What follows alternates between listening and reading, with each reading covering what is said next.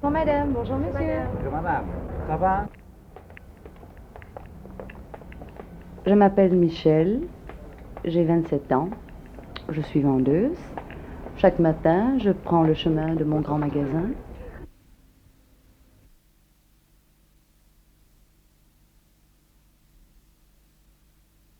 Quand nous arrivons au magasin, il y a déjà au moins 2 heures que le magasin vit. Chaque gérant de succursale a passé ses commandes hier soir.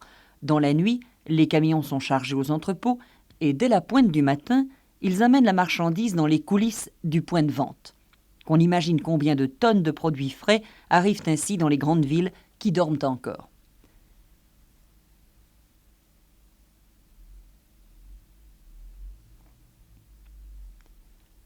Un peu plus tard, ce sont les équipes d'entretien qui entrent en jeu.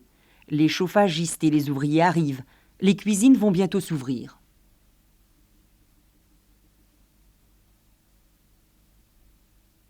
Pour 9 heures du matin, les vendeuses doivent être à leur rayon, c'est-à-dire pour faire l'ouverture de la maison. Donc, les patrons attachent surtout une très grande importance à la présentation extérieure. Alors on se maquille un peu, on s'arrange, enfin avec un petit goût féminin. Et on pointe et on descend.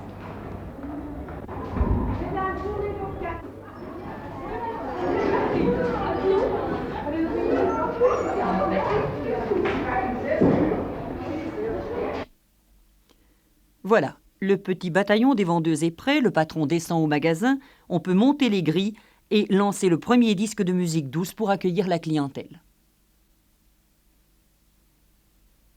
Bonjour mesdames, mesdemoiselles, messieurs, il est 9h15 et nous vous souhaitons une bonne journée. Et n'oubliez pas madame de rendre visite à tous nos rayons.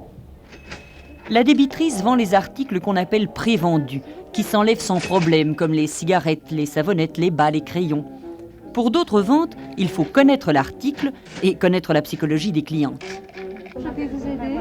Des casseroles, est-ce que vous Oui, pouvez madame. me conseiller?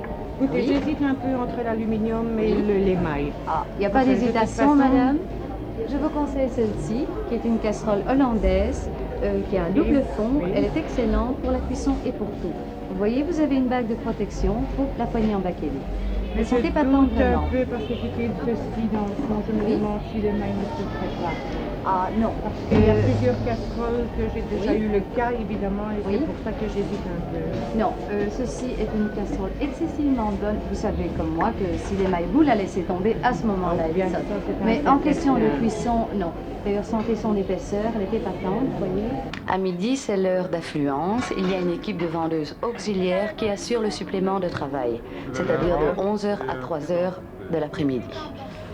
Nous avons à tour de rôle 1h30 de table. On profite pour faire ses courses, ses petites affaires personnelles donc.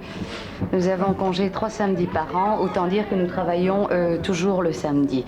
Je pense que c'est une raison pour laquelle les femmes ne veulent plus être vendeuses.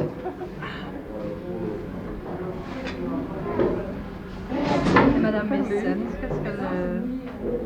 Une nouvelle?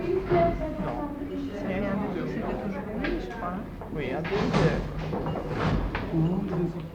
La vendeuse d'aujourd'hui n'a plus qu'une fonction, la vente.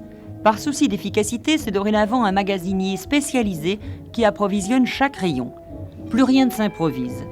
Toute une psychologie de la vente s'est créée au fil des années. La musique, les conseils de la speakerine facilitent l'achat impulsif. La publicité à domicile amène la cliente.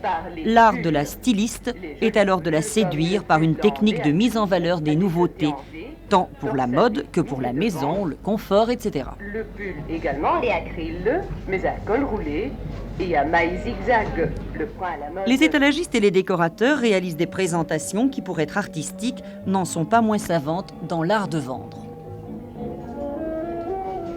Par contre, ce sont les vendeuses qui font l'inventaire par fiche perforée. Elles sont responsables de leur caisse. Il y a un certain pourcentage régulier de vol, surtout en libre service, que la direction connaît.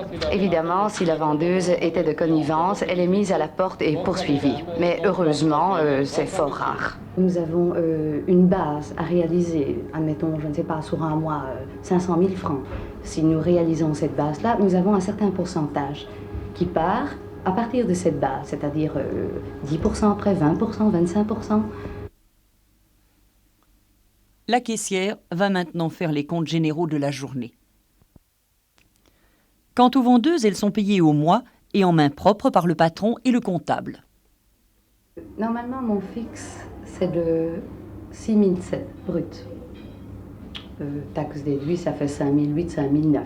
Vu la vie qui est si chère, ça n'est pas possible que je reste à la maison. Je voudrais vraiment se restreindre sur toutes sortes de choses. Enfin, à ce moment-là, c'est plus possible. Ça n'est même plus gai de vivre. Qu'est-ce qu'il fait, votre mari? Mon mari est technicien en TV. Le soir, je range, je prépare le souper. Et puis, il ramène la petite, lui. De temps en temps, il m'aide à laver la petite ou une fois de temps en temps à faire la vaisselle. Quand une femme travaille jusque 6 heures tous les jours, avoir 1 ou 2 enfants ou 3 enfants, c'est catastrophique, enfin. Éternel problème de la mère de famille qui travaille.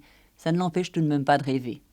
Mon rêve, ce serait de devenir un jour patronne. Ce serait pour moi voir de belles choses, de plus belles choses. Je ne peux pas m'empêcher, je fais de lèche-vitrine, je crois comme toutes les femmes. Pouvoir manipuler de très jolies choses, ça ce serait mon rêve. Une petite boutique à moi, quelque chose de formidable. Ça je voudrais vraiment.